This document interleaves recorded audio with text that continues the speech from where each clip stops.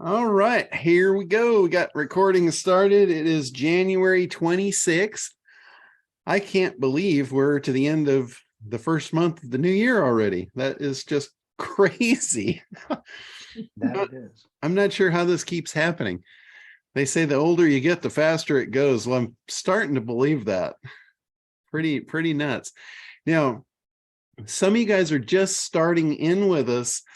And what we did at the end of last year, I do this once a year, and I should do it probably every quarter, but it's our year-end process. And if you didn't get the document is in the group area, so you can download that. And there's also the video that shows me going through the process. And basically what it is, it's kind of an evaluation of the previous year, and it's very telling. It will tell you exactly why you are where you are in your business. And it's kind of painful. If you've never done it before, it's a little painful to go through because it's asking you questions that you're going to have to give it some honest answers. And when you do, you're going to say, oh, okay, I get it. I know why I'm not moving forward now. So in that aspect, it can be a little painful, but it can be very, very helpful. Because not only do you recognize what you're not doing, you recognize what you need to do. And it kind of pushes you forward. So, honestly, I do it myself once a year. And every year, it's just as painful as the last.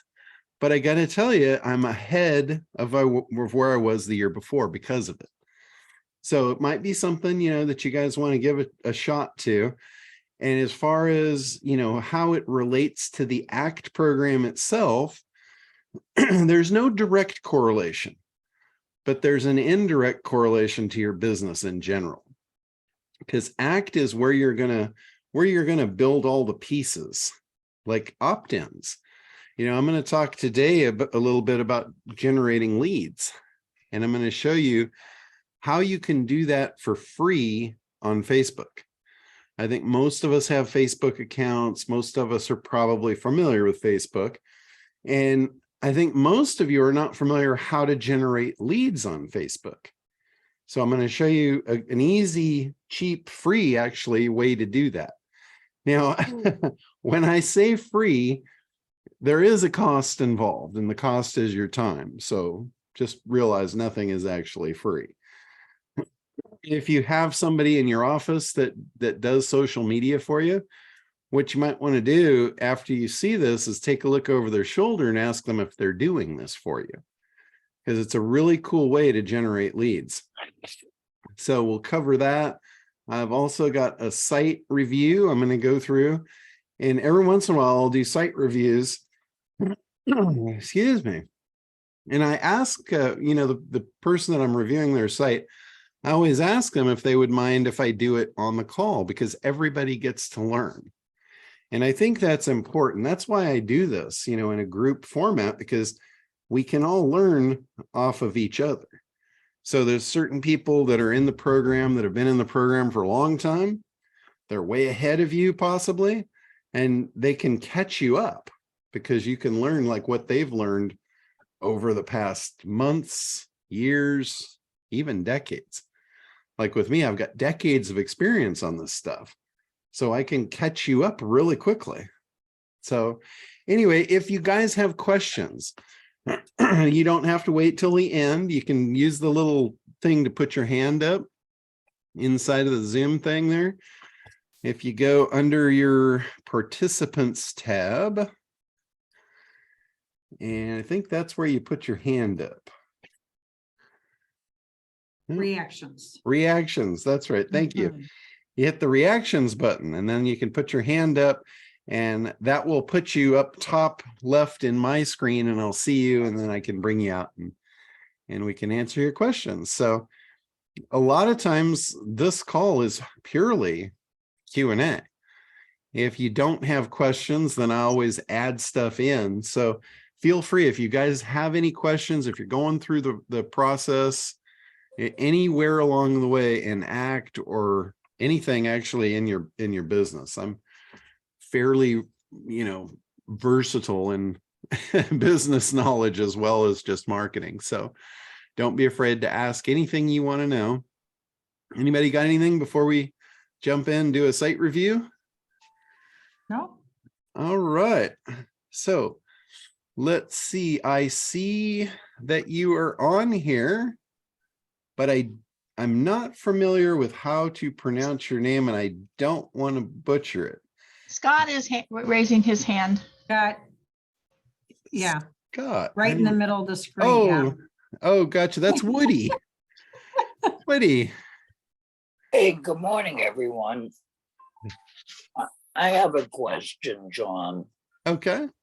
What it's basically is you know, we have a new person on my team and an IT guy, and we were playing around with the artificial intelligence, Okay. and I'm blown away.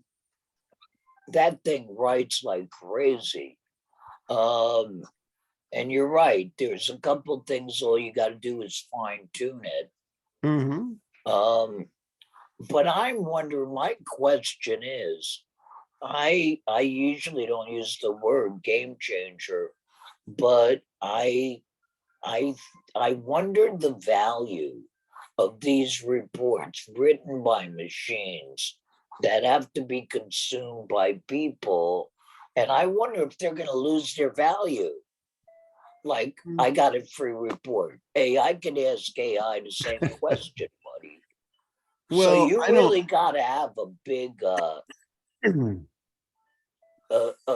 know, a big incentive there. Yeah. Or they're not going to want to play and read your stupid report. Well, this is something that's really a good point you brought up, Woody, and I want to make this to everybody that you're looking through a different pair of eyes than the normal person. You know, we are all business owners, we're all entrepreneurs. We see the world in a very different way. When you're talking about people that you're generating a report for, I can almost guarantee you they're not in tune with AI. They don't have access to the same knowledge base that we do. They're going to work every day, they're in a box, and you know, we have to reach in and ring the bell, and then they look at us, and then we can share with them. So they're not going outside the box on their own looking for AI to generate a report. It's our big idea that's going to ring the bell, get their attention, and then they're going to consume the report from us. So don't fall into the trap that thinking, you know, that this is going to destroy your ability to generate leads or anything. It's not. That's kind of and again, that comes to a scarcity mindset. You guys need to get out of the scarcity mindsets. That is going to be the most debilitating thing. I mean, you know, Woody, you're familiar with handicaps, right? I don't see your physical deal as being a handicap, but I see that mindset of yours definitely being your biggest handicap. Yeah. So be careful of that. Be careful. You know, anybody in business, you need to be careful of that mindset. It's the most debilitating thing that is between your ears. And that's the only place it exists. We tend to create monsters between our ears. And those monsters keep us from the success that we really want, we crave, and we deserve.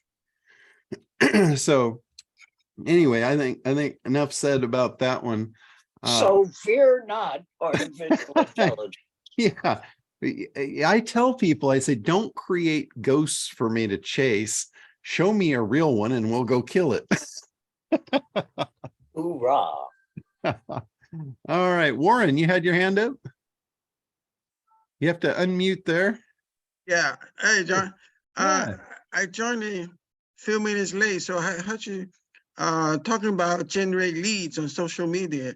Yes. Are you going to go over there today? Yeah. Or? Yeah, I'm going to do a site review and then we're going to hit that. I'm just taking questions first as they come up. So Great. Okay. yeah, that's 2 in. So I have a site review, and like I said, I don't know how to pronounce the name, so I'm going to use last name. Is Miss or Mrs. Berry with us? Hi, John. It's Christiana.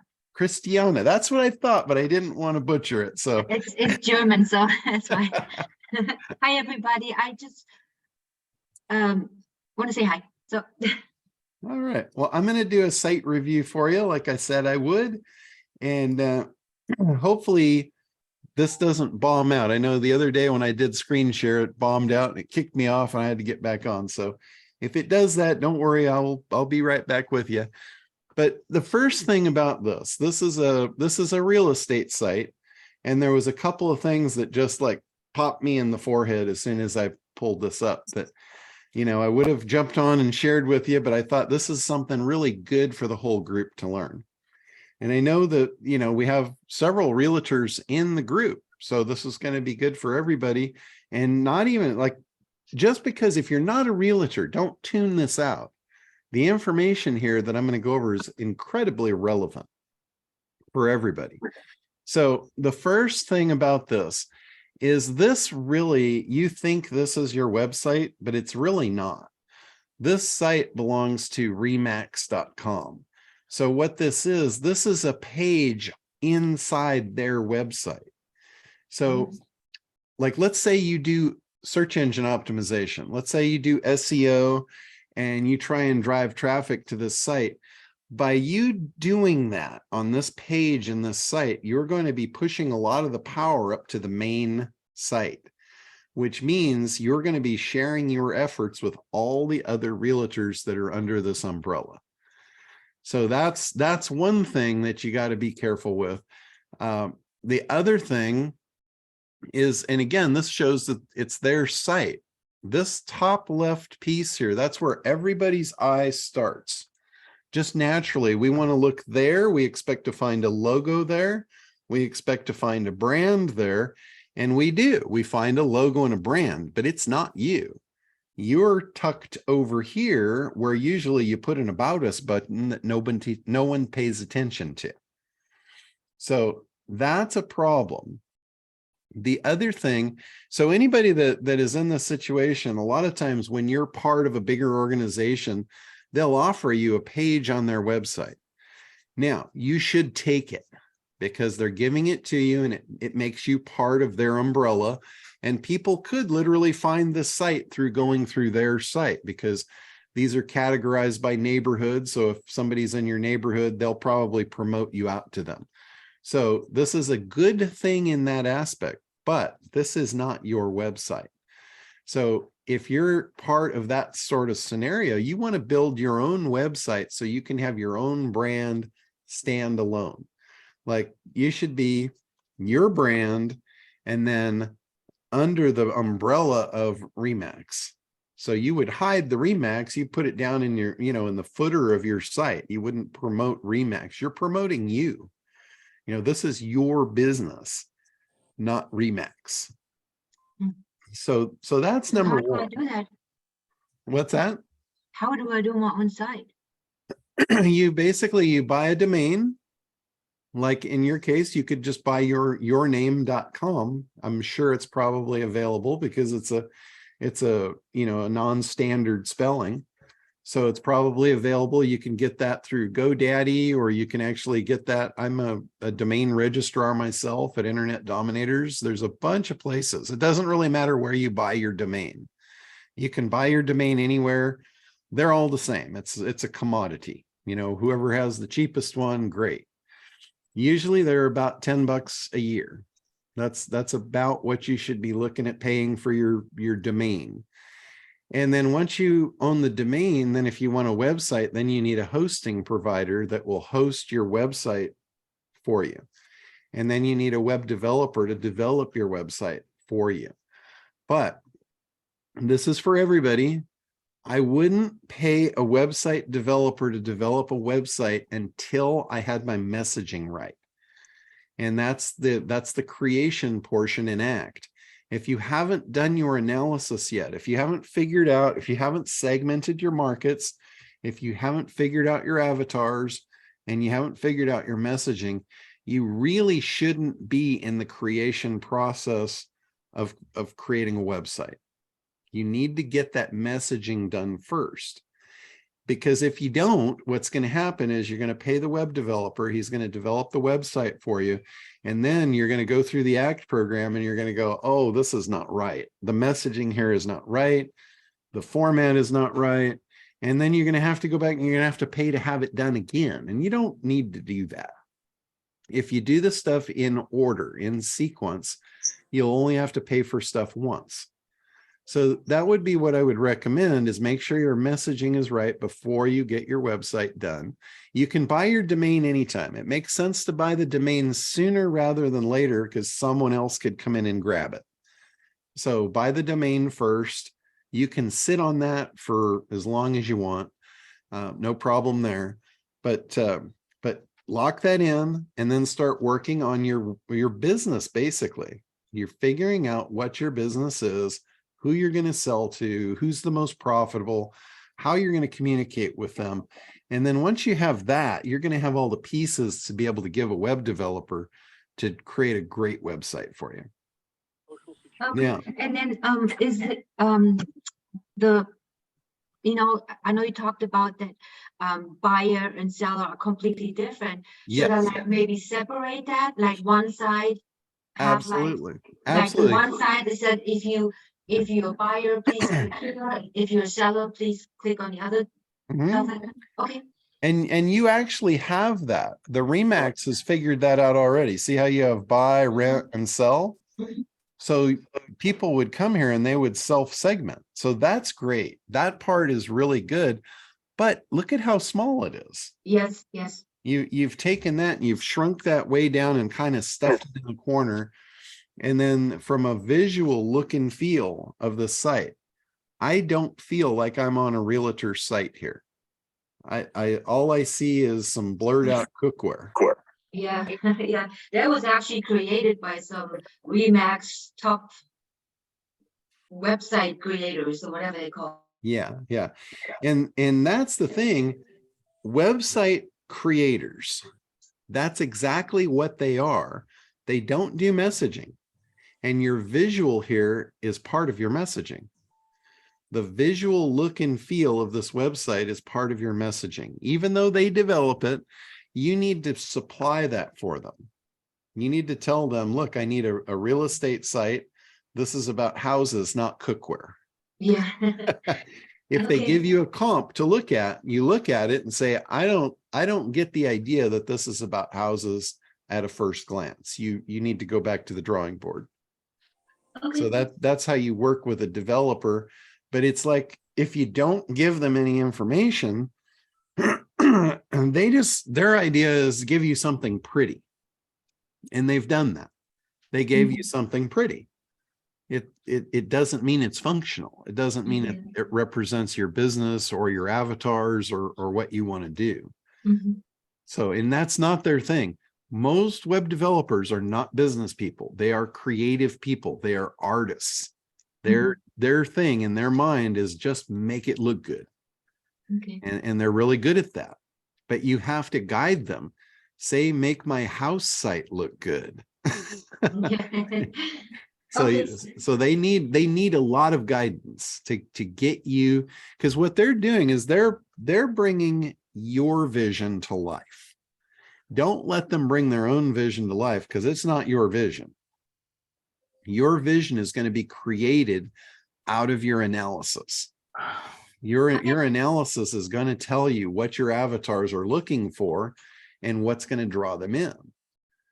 You know, like if you're doing high-end real estate, let's say, and you put low-end houses on the site, they're going to get there and they're going to go, oh no, this is not the right site. And they're going to click off immediately.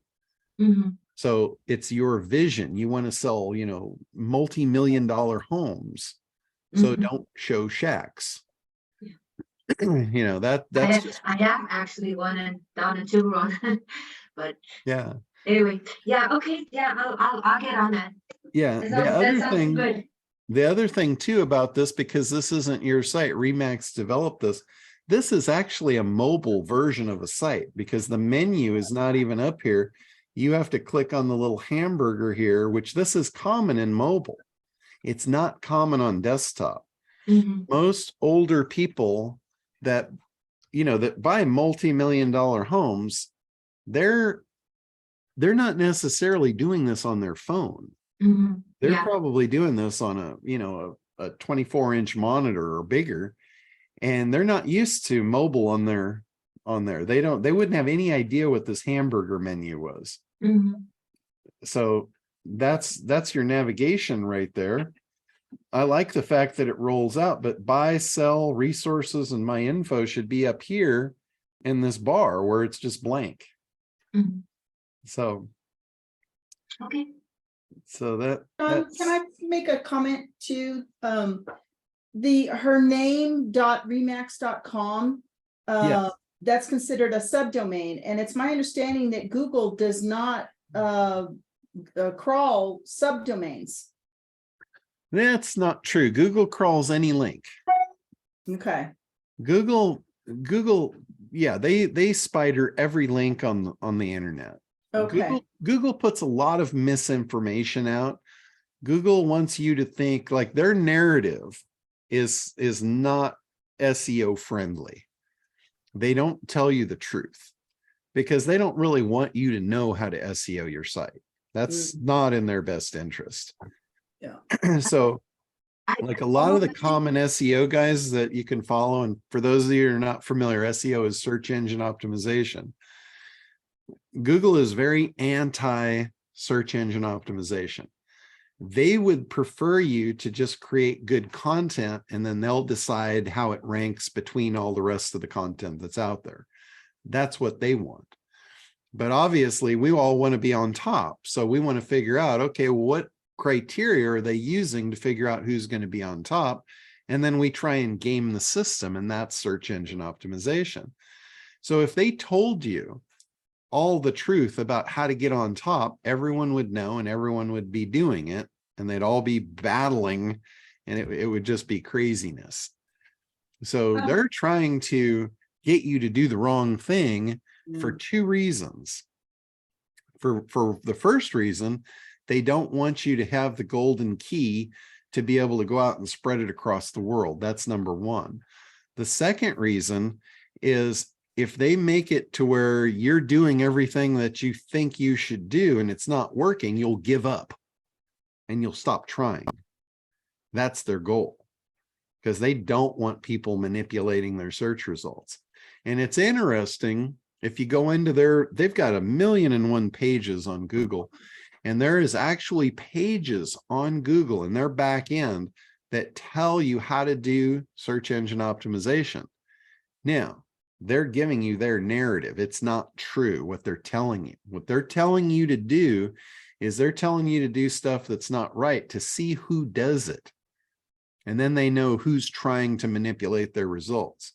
Do you think they're going to give priority to those people when right next to that page is their terms of service that says anyone for any reason trying to manipulate our results, we will ban them. That is grounds for banning completely.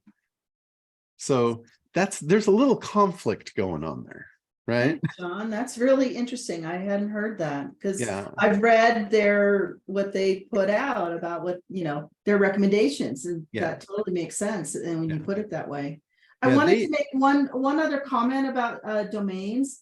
Sure. One of my side gigs is I'm a dog sitter here in Santa Fe, New Mexico. And so what I did was I did keyword researching and found out that a lot of people were searching for Santa Fe dog sitting. So that is the domain that I chose. Okay. So, people don't necessarily know my name, they just know they're looking for a dog sitter. Yeah. So anyway, I just wanted to, and then you can have your name too, and then you can have two domains point to one website. So I just wanted to put that up. Yes, that's absolutely correct.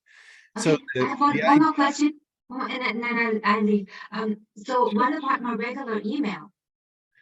your regular email should be from your domain, not from the Remax. They're going to give you an email address. In fact, let me go down to the bottom first and hit one more point that I was going to share. So as you scroll down here, they say, get your free account. So somebody can sign up here And that's probably going into their database. They might give you access to that, but ultimately that's going into their database. And then if we go down here, this is send me a message. This is probably they're sending you an email if somebody fills out this form on this page.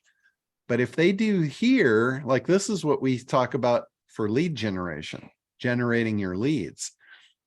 My question to you is, when somebody signs up here, can you go in there and see that list and be able to communicate with that list directly? Yes. Okay. So then they probably are doing that for you. So that's good. That's a good thing. I know in a lot of cases where you have a company that builds the site out, especially in like a lot of the MLM marketing companies, they're generating leads basically for themselves, and you don't have access to those leads. You can't take those, like if you move from Remax over to, you know, some other realtor, you can't like take those and take them with you. I don't know if that's the case here or not. Yeah, no, those are mine. Okay, perfect. So that's a good thing. But yeah, you should ultimately have your own domain, because that says this is your business. Mhm. Like if you have an email from Remax, basically that says you're somebody that works at Remax. That says they're the company and you're just a worker. Mhm. When you have it come from your own and you're the owner, you see the difference in working. Somebody might want to work with an owner of a business versus an employee of a business, Yes. especially when you get into high-end stuff. When you get into like people, when they get up over a certain level and they're more toward the affluent level, they're going to start getting picky about who they work with. Mhm. They don't want to work with, you know, and I don't mean this derogatory by any means, but they don't want to work with a commoner. They want to work with an elite. Mhm. Elephants like to dance with elephants. Yeah. And as a business owner, you are putting yourself in the elite status versus the employee status. So there's so many reasons why you want to run your own website, you know, even if you're a realtor for another company. You know, yeah, they might have the licensing and you might operate under their umbrella, but it's your business and you need to represent yourself that way. And if you wanted to change realty companies, you know, you lose all your traction as soon as you leave Remax. Yeah, exactly. So that was kind of, you know, the basics I wanted to go through here. All the other stuff. The other thing here, you know, you've got the stay connected with the Facebook, and it's the same thing. This is interior decorating. This is, you know, interior construction type thing. This is like kitchen remodel. Mhm. That's the imagery here. So you need to really work on your brand. Your brand should be developed off of the analysis of who you're working with. Mhm. So this is your market. You segment the market, you pick the profitable avatars, and you figure out what is appealing to them. Mhm. You know, these images might be great. They might be appealing to you. You might love them. And, you know, your friends might love them. Your family might love them, but those aren't the people that are handing you checks. Those aren't the people that you're running their credit cards. You really need to focus in on those people. You know, that's why we segment the market, because if you try and market to a market doesn't have credit cards. A market doesn't make purchases. People make purchases. So we segment the markets to figure out which bucket we're going to pull a person out of to create an avatar out of them. And the reason for that is so we know who we're talking to, so we can create the right communication. And you might have 5 different avatars. You might have 3. You might have 50. If you have more than one, and again, you know, I'm not browbeating you specifically here. I'm talking to everyone here. When you have more than one avatar, you're going to have multiple marketing campaigns. You're going to have different big ideas, different lead generators, different presentations, different offers. And what I'm going to tell everybody is, if that's the case for you, if you've got more than one, you need to start with one. I see this all the time. They think they've got 20 and they're going to try and do them all at once. I can almost guarantee you, if you do that, you're going to get nowhere. You're not going to get any of them done, and you're going to throw in the towel before you get to the goal line. So focus on one. Your goal as a business owner is to make money. You're not going to make money if you're doing a bunch of busy work trying to get 20 funnels up and running. If you're going to do one, which one should you do? To me, it's obvious. It's the most profitable one or the easiest one to access. Which one can I get the quickest results to make me the maximum amount of money in the shortest amount of time? That's not necessarily the one that's going to make me the most money in the long run. You might have one where, got one sale and you make $1 million, but it might take me 2 years to groom a prospect into doing that actual sale. That's not the one you should start with. You need to put food on the table. This is when you're a business owner, you're an entrepreneur, and you are a hunter. If you don't hunt and you don't kill, you don't eat. It's just that simple. If you're an employee, you don't have that problem. Food is going to be provided for you in the form of a weekly paycheck, right?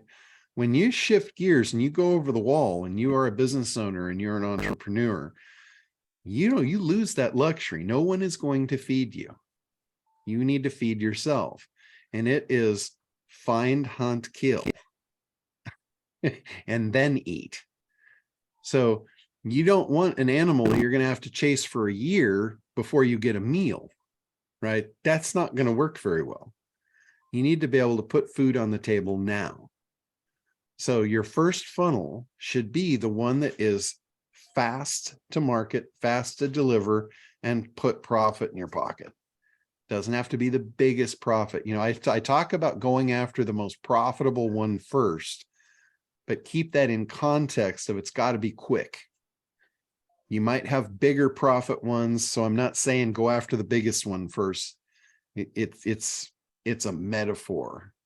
Go for the most profitable one first. What that means to me is quick, easy, the biggest money you can find in the quick, easy bucket, right? John, I can't believe you're talking about this because this is exactly what I'm struggling with today and this week is I'm out there looking for an IT analyst job because it pays the most and it's going to be the quickest way to get money in my checking account. However, I still want to build my business up, but that's going to take longer for me to develop it and make it bring in enough monies to pay me on a regular basis. It's exactly what I'm struggling with. And what that's called straddling. And there's no shame in straddling. If you need a day job to support you while you build your business, that's exactly what you should do. I don't think anyone should struggle and go hungry, right? If you have an opportunity that somebody is going to provide food for you while you build your plan and you get ready to jump the fence, I think that's probably the smartest thing you could do, right? I never had that option or that luxury because I started so young. I've never had a job. I've never worked for anyone, not a day in my life. I mean, I work for clients, but I've never had a job that paid me like a weekly paycheck. So I don't have that experience. I've got a lot of other experiences, but I don't have that one.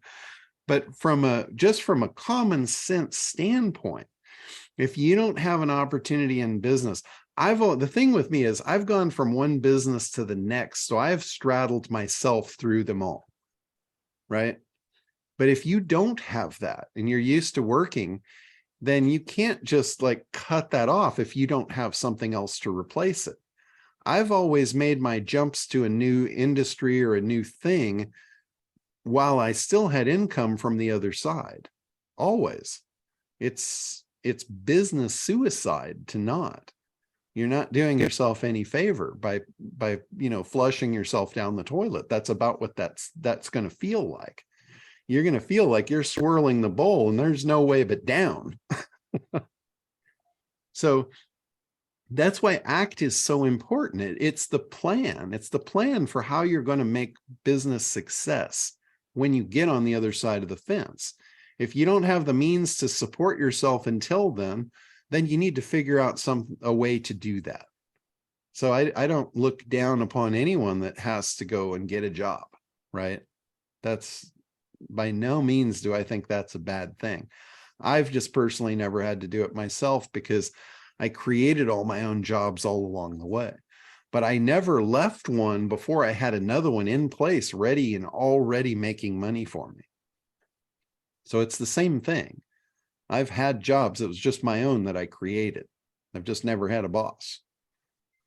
So if you have an opportunity where you can make good money working for somebody and you still have the opportunity to build something on the side that's for your future, that eventually you'll be able to just straddle this for the time till you're ready to jump the fence, there's no shame in that whatsoever. I think that's probably the smartest thing you could possibly do. You'll have the least trauma with that. You know, a lot of business owners, they suffer a lot of trauma. And what happens is they wind up, and this comes from Tony Robbins. I have an actual presentation where I talk about the freedom that business can provide. And I talk about the problems, the hurdles that are in the way. And one of the examples, you know, I use the claim proof benefit statements. One of my claims is 80% of small businesses are going to fail in the first 18 months. That's my claim. My proof is that's been printed in Forbes magazine. Forbes magazine actually did an article where they stated the exact same thing that I said, which proves it. It's a third-party verification of what I just said. If you read the article, it's really interesting because they go into the reasons why they fail. And the first reason is not identifying a market. The second reason is not being able to communicate their value to the market. The third reason is not bringing the message to the market. That spells ACT, market, message, traffic. You know, or in our case, analysis, creation of the message, and then traffic. So the other thing about that, so that proves my point that 18 months, most businesses are going to fail. Now, Tony Robbins comes in and he verifies it too. He said, that's absolutely correct. 80% going to be gone in 18 months. He said, but here's what's worse. And this in marketing is what's called twist the knife. He twists the knife big time. He says 96% of businesses are going to fail if you give them enough time. Right? He says if you take that 18 months and you push it out to 10 years, 96% are going to fail. So what does that say? That's 4% of businesses are going to get the luxury of freedom. 4%. And here's the tragic part. We're going to twist the knife even more. If you take 10 years, like if you were going to fail, if you knew you were going to fail and you started a business knowing you're going to fail, do you want to fail in 18 months or do you want to take 10 years to do it? If you take 10 years, here's what's going to happen. You're not only going to be broke, you could be broke. You could get broke much quicker than that. You could get broke in 18 months, right? But if you took 10 years to get broke, you're going to get a benefit of being broke and being broken. It's literally going to break your spirit. After a 10-year fight, are you going to be real excited about getting back in the ring? No, you're going to be done. You're not coming back. You are beaten beyond recognition.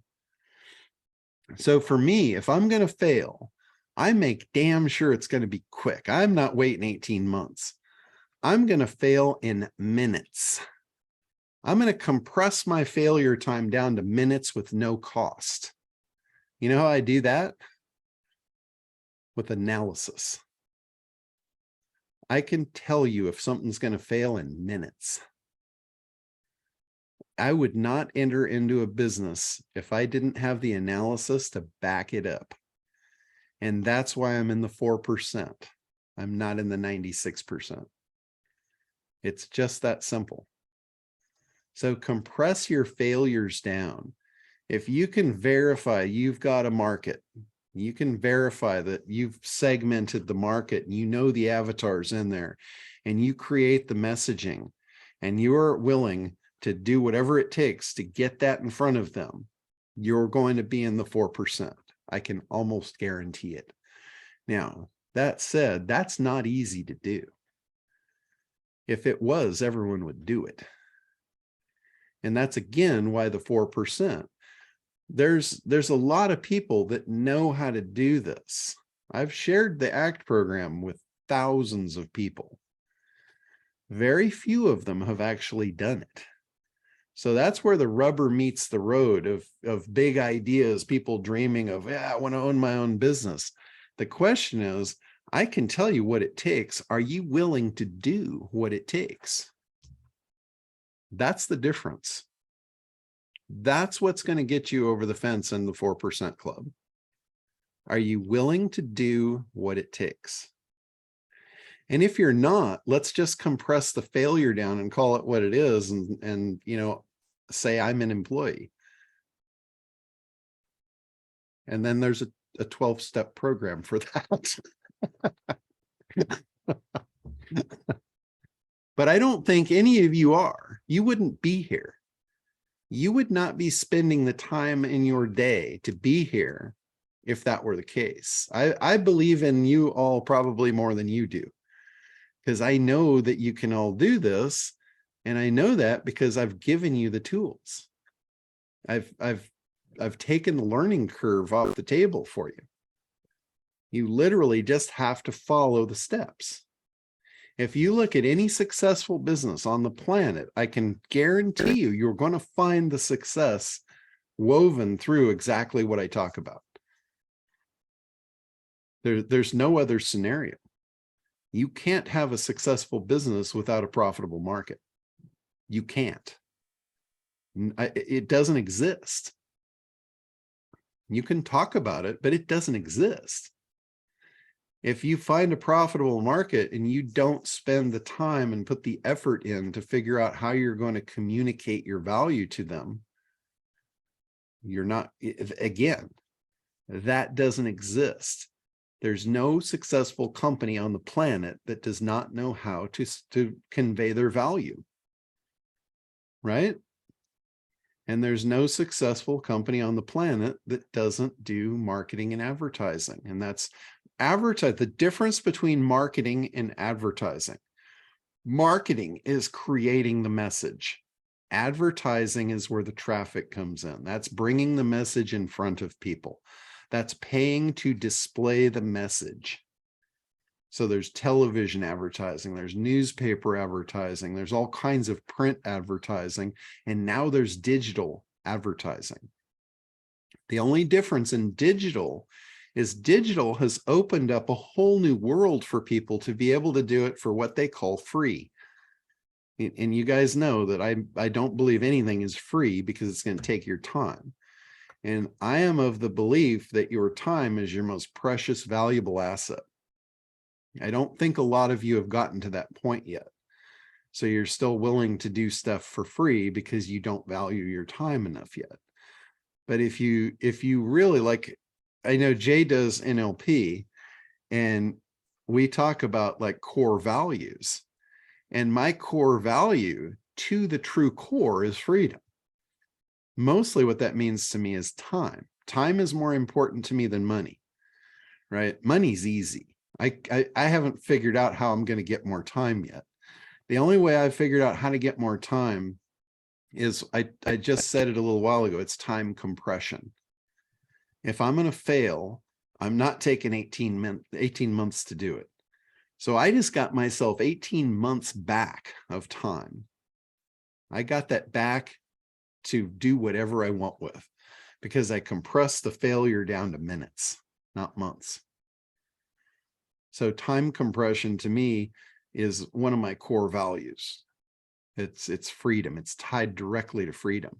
And that's the thing, when you talk about core values, this is something you need to figure out with your avatars. What are their core values? What's the one thing they'll fight you to the death for?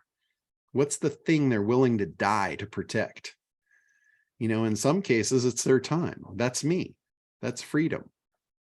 In some cases, it's their security. This is the case a lot in women. Security is a core value of a lot of women. Their family, they'll die for their kids. They would protect them at any cost. They'd jump in front of a bus if it was going to protect them, right? Knowing that is really powerful when you get into the emotion to create your messaging, how you're going to create your value. If what you offer protects their children, and they're willing to jump in front of a bus to protect those kids, you have a very powerful tool at your disposal to convey your value. Right? This stuff it'll rattle you to the core how powerful this stuff is. And it shocks me how no one uses it. You know who uses it? The ad agencies. The big companies, the most successful companies on the planet. That's the only people I see using this stuff. And guess who it doesn't work for? Everybody that doesn't use it. The only people it doesn't work for. It's the 96%. So anyway, I feel like I've gone on a serious rant there, and I'm sorry. I apologize. Let me go to answer Tom's question. Tom, go ahead. It was great, John. Don't feel bad. I kind of needed it personally. I don't know about anybody else, so thanks a bunch. Yeah, I never like to feel like I'm browbeating anybody, and sometimes when I do that, I feel that way, and it just makes me cringe. But it is the truth, and it's like my urine process. That's the truth. It exposes the truth, and sometimes it hurts, but it's for your benefit. So it's a good thing. So Tom, go ahead. No, we're not hearing you, and it looks like you're unmuted, so you might have picked the wrong mic or something. So I'll let you work on that. Let me go to Rashid. Unmute there and. Thank you, John. I have two questions. One, I put it in the group chat. I don't know if you had the chance to see it or not. Oh yeah, I never look at the chat when I'm doing these things. I mean, not chat. I mean, the alignable group. Oh, gotcha. Okay. There. The other question actually came to me from someone I met on this forum right here, who sent me a private message saying, how do I unsubscribe from John's group? I said, I don't know, but I'll ask him when I go on the call today. Yeah, somebody had asked that. I believe you go into your preferences and your account. So on the alignable. Yeah, and the other thing I told them, if they couldn't figure it out, to let me know, and I'd put them in touch with one of the tech support people. Okay. So did you ask them why in the world they would ever want to unsubscribe from this? I don't want to get into that. I have no interest in finding out, but it was just a courtesy question on her behalf, because we spent good hour last week getting to know each other. She has a heart of gold, but I think she needs to work on her money mindset. But you need to try and convince her to jump the fence and decide to be in the 4% club. Yeah. No, that's I got better things to do. There you go. I learned from one of my mentors that I'm not in the convincing business. I'm in just pointing direction business. Yeah, absolutely. All right, Tom, did you get it? Can you hear me now? Yeah, now we got you. Okay, all right. Yeah, Just a real- John, did you get the question that I had in the? Oh no, I didn't. Apparently, I didn't see that one. Okay, go ahead, Tom. I'll follow you. Okay, going back to SEO for a minute, what you were saying about Google giving misinformation and so forth. Yes. What percentage of all the so-called SEO gurus and experts out there know about that? Would you say? Know about it? I'd say very few. Okay, that's what I guessed. Very, very few. And it's funny because common sense seems to be lacking in all edges of the sword on SEO and in business in general. I've taught SEO for a long time, and I started in business developing websites and hosting them. And very quickly I moved into SEO because that's where the money was. And I did it for big companies. And I would go in, I was like a mercenary. They would hire me to just go in and just destroy the competition for them. And we're talking about like in the mid 90s to 2000 that was my biggest heyday. And in that time frame, Google didn't even exist. Google wasn't even around yet. You know, SEO was, we didn't even know what to call it. When I was doing SEO for companies, I would go in, and the way I would sell it is I would go in and I'd say, okay, now you have a website. Let me explain what this is. It's like an electronic brochure. And both of us know that you would never spend money to print a brochure and leave it in the box under your desk. It's not going to help you.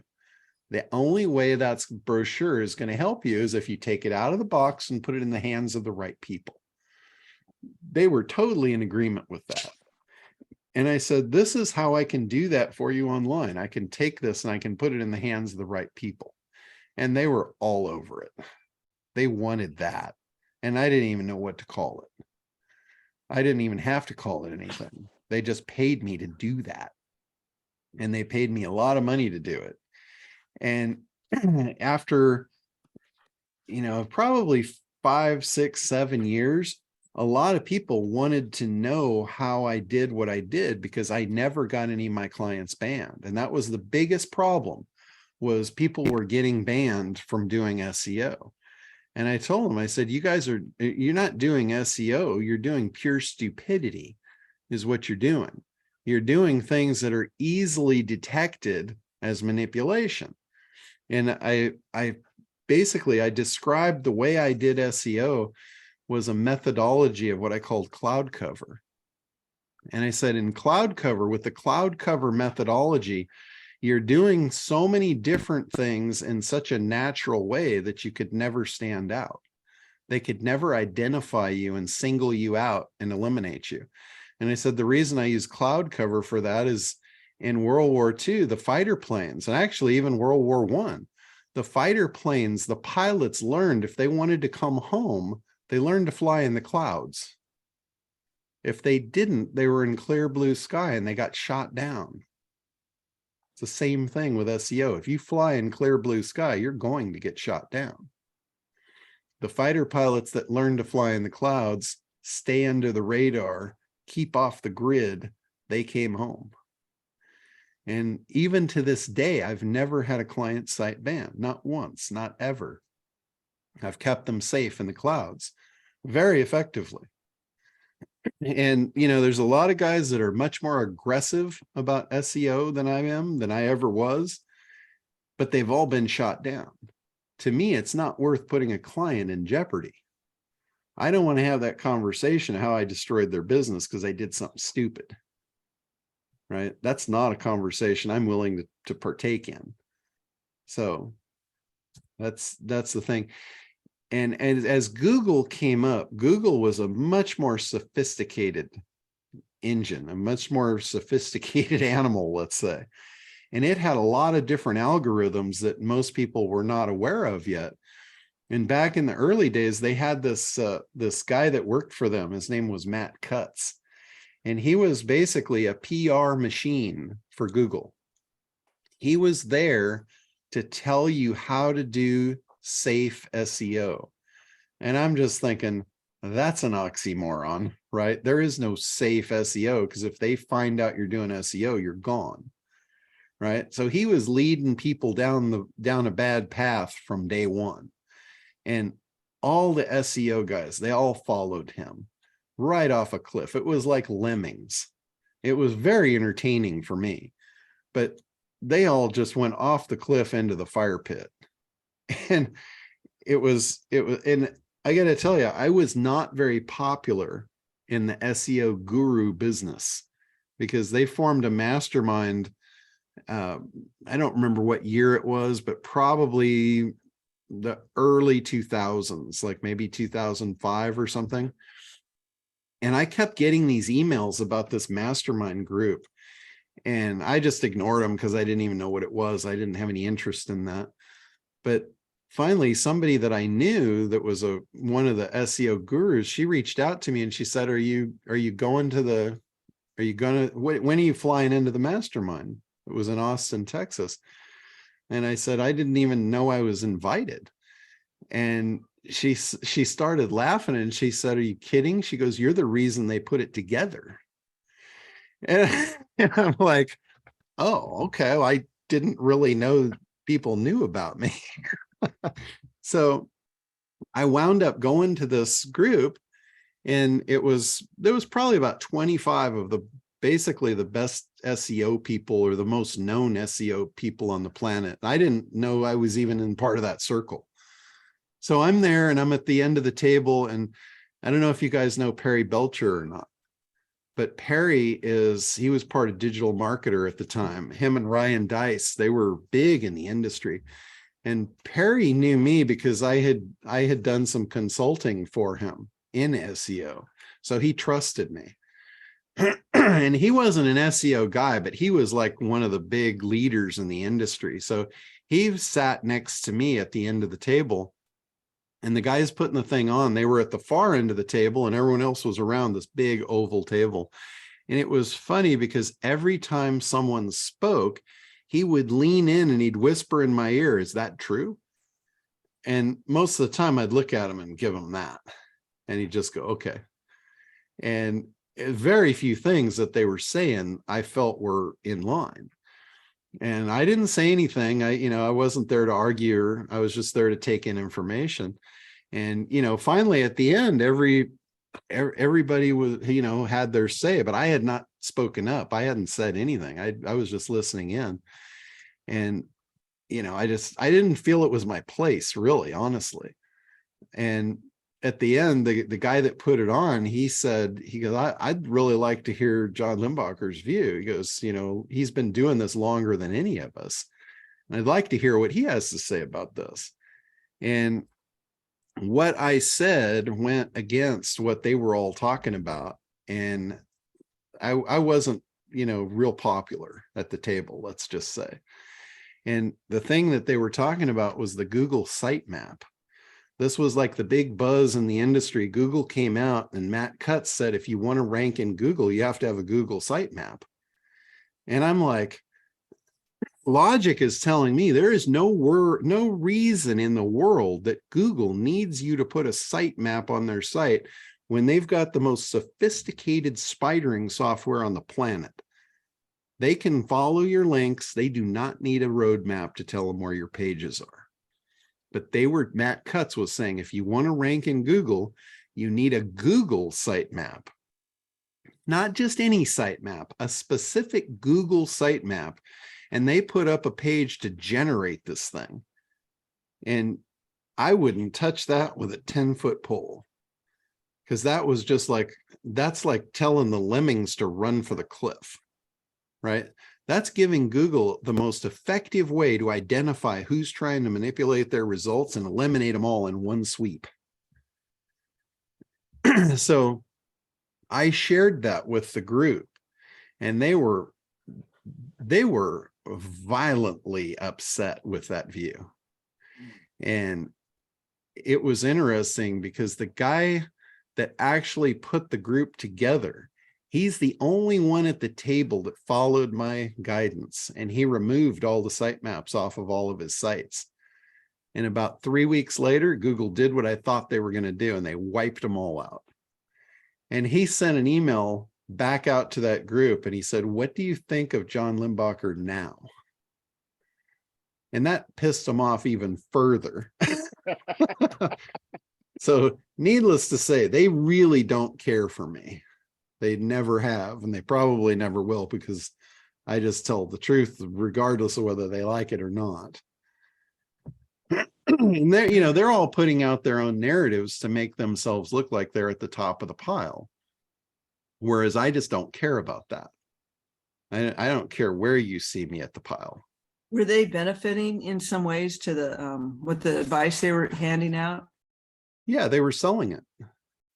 They were selling that advice. They were using it, you know, to pump their chests and say, oh yeah, I'm number one, I'm making all this money. And I'm like, yeah, maybe today, but let's talk about that in 3 weeks. I mean, they literally were wiped out. 3 weeks after that, they were sitting at that table with me. They were wiped. Their businesses were wiped out, all of them. They had to start over. And all my clients went along without a skip. They never skipped a beat. So John, is that Google My Business? Is that related to that? No, Google My Business came along much later. Google My Business was a way that Google wanted every business owner to have a website, basically for their benefit, not necessarily for yours. They knew that a lot of small business owners didn't have websites, but they wanted to advertise their services. So they figured if they gave them a website, which is a Google My Business site, now they would have a new customer. And, you know, it didn't work quite like they thought, but they got a lot of money out of it. You know, that Google doesn't do anything for free. Everybody thinks, oh yeah, they're just a great provider of free search. Well, search is not their business. Search is their lead magnet. You know, we all give away free lead magnets. Well, search is Google's free lead magnet to get eyeballs. Google is a publisher. Google is a publisher of advertisements. Just like Hearst magazine back in the day. Hearst magazine had like one of the biggest circulations in existence of a publication. That's why they got so wealthy. It was eyeballs. They controlled. In advertising, whoever controls the most eyeballs is going to make the most money, right? So Google giving out free search is gaining eyeballs to put their ads in front of. The more eyeballs they have, the more advertisers will pay them. So they've changed roles with Hearst magazines. You know, Google now has the majority of the eyeballs. So the reason they don't want SEO to exist is because they know that if you knew how to manipulate their results, you could put junk sites up at the top just to make money for your benefit, not the benefit of their eyeballs. And if their eyeballs get inundated with the junk, those eyeballs will leave. And so will their ad revenue. So they will protect that kingdom with their life. That's why there's a war between Google and SEO. The war is to protect their kingdom. Right? So if you want Google to promote you, if you want Google's traffic, you need to get in their good graces. You need to look through their eyes and do what is in their favor, which is provide a good user experience. That gives them more eyeballs. So if you get on their train, instead of trying to beat it with a rake from the outside, you'll make some money. They will share their revenue with you because you're part of their lead magnet. And how does that fall in line with the ACT program? Figuring out who you're talking to, what they want, and providing them exactly that. If you do that, Google will reward you. If you just take junk and try and push it to the top, they'll figure it out and they will penalize you. It's just that simple. It really is. Is Google My Business a good idea or no? Google My Business is a great idea. Google values its own properties. So when you have a Google My Business site and it connects to your website, any value from one to the other is passed through and collectively they go up in value together. Okay. Just like YouTube. If you have a YouTube channel and you connect it to your website, that's a Google property. Google trusts its own properties more than they trust third parties. So any Google thing that you can connect to your website that doesn't harm it is a good idea.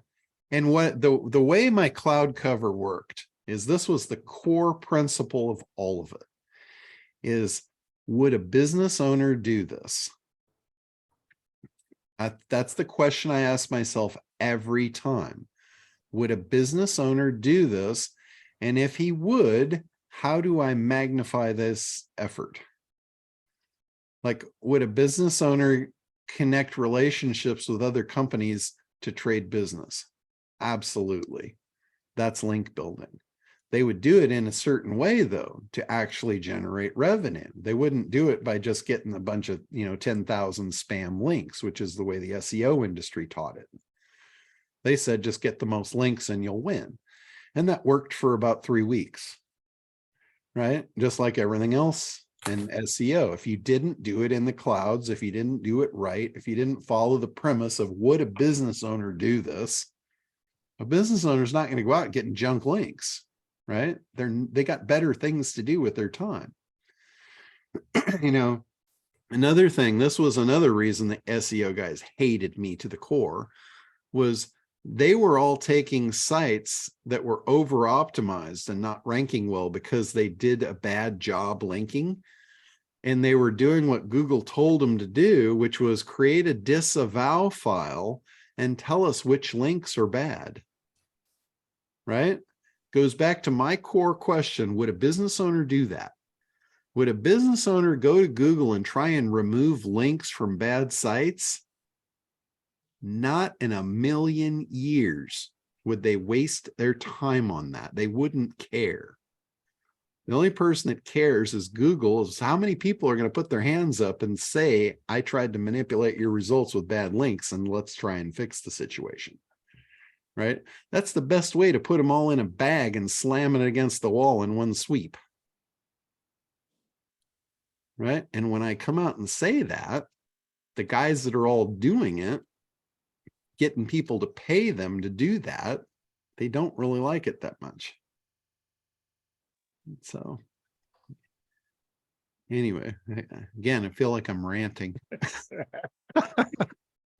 I don't want this to just be a rant fest. But John, history foundation is important. Thank you. All right. So Shelley, you had your hand up, or did Hi. we go? Hi. Did we go back to Tom? Tom was next, I think, because I'm sorry. No, I had that. Tom, did we I get had you? a question. I'm good. You need to go to Rashid. Oh, Rashid, were we done there? No, my question was, you had some templates on Kartra that you talked about last week. Yes. How would I get them, and would they work on the advanced part of Kartra, the agency? Oh yeah, the templates work on any Kartra site. If you just send me a note, tell me which ones you want, I'll see what I've got and I'll send it over to you. You can just import it in. It's like a one-click import. Okay. I wouldn't even know what they are or how many you have. Like if you want to do a webinar, or there's a bunch of templates built right into Kartra for a lot of different stuff. But if you tell me what you're trying to do with Kartra, what you're trying to get it to do for you, I might just say, yeah, I have a template for that already. I'll just send it to you. Okay. So that's probably the easiest way. Thank you. So, okay, Tom, now I think we're ready for you. Tom, did you still have that question? No, I'm good. Go on to whoever else. Okay, so Shelley. Hi, thank you. I have a few really quick questions. Going back to the site review you did, Yes. and where we noticed that the website was in a mobile format. Mm-hmm. Do customers or people searching for sites, do they have the ability to take your website and make it from mobile to desktop or desktop to mobile for its layout? Typically, it's automated through the function of the way the site is built itself. So the site will recognize the browser, and it will know if this is a mobile browser, I need to reformat and be mobile friendly. Oh, okay. So Good to know. that's a function of web development. So when you're talking to a web developer, make sure that the site they're building for you is what's called responsive. That's the key Responsive. term, is responsive website. That means it's going to respond to the browser and reformat itself for whatever size. Okay, thank you very much. Next quick question is, you talked earlier about doing an analysis on your business or your idea and to see if it's going to fail or not. So how do you do that analysis? This is a professional, for somebody's professional, or can we as entrepreneurs do something like that? Okay, sure. No, it's in a lot of cases, it's common sense. In a lot of cases, like if you talk about a diet product, we already know the market's big enough. It's going to justify that. In the ACT program, one of the formulas that I have is, how do you identify if you have a profitable market? That's the first step, is identifying, do we have a profitable market? Does it exist? And the first piece, it's 3 pieces, is the market big enough to justify my sales goals? And to prove that, you can go out and you can do some research and figure out, how many people have this problem. In some cases, you can go to Google and you can look it up in Google. You can go to Facebook and see if any groups are in there and what size they are. And I'm going to actually show that when I show you in Facebook how to generate leads. I'll show you how to look at groups and see how big they are. That sometimes is a good indicator of, is this market big enough to justify my sales goals? So that's the first piece. The second piece is, okay, if it's big enough, if I look at my avatar bucket, my segment that I'm going to go after, do these people, can they afford it? Right? Can they afford to buy this? And the third question is, does what I'm offering them, does it solve a big enough problem that it's going to justify what I'm asking them to pay me? So it's those 3 legs. If your table doesn't have those 3 legs, it's going to fall down. Right. And you can figure that out. In a lot of cases, you can figure that out intuitively just by brainstorming with yourself. Yes, and the economy certainly does dictate and answers a lot of those questions. Yeah, and in some cases, I'm glad you brought that up. In some cases, what you're looking at, like, let's go back a couple of years. A lot of you guys did speaking. A lot of you did stuff from stage, right? Well, that market disappeared in about 24 hours. Yeah. Right? Yeah. So it was no longer viable. And what it did was it forced the market in a different direction. So it literally told you what product to create to solve the new problem and be the first to market with it and make the maximum amount of money. So how many of you guys did that? It took me over a year to figure that out. Am I going to be the direction I only? need to go. Am I going to be the only one with my hand up here? Yes. Repeat the question in a different way, John, please. So 2 years ago or 3 years ago, whenever it was, I remember the day because I was actually speaking on stage. It was somewhere in the middle of March, and I was on stage at the Long Beach Convention Center, and I was there for a pool convention. I was talking to a pool convention, and I was their I don't know if it was a keynote speaker, but I was one of their educational speakers. So I had a whole auditorium of pool guys trying to find out how to grow their business. And I was telling them how to do it through referral, which is what I knew they knew. Their businesses had all been based upon referrals, right? They grew their businesses from referrals from day one. That's all they knew.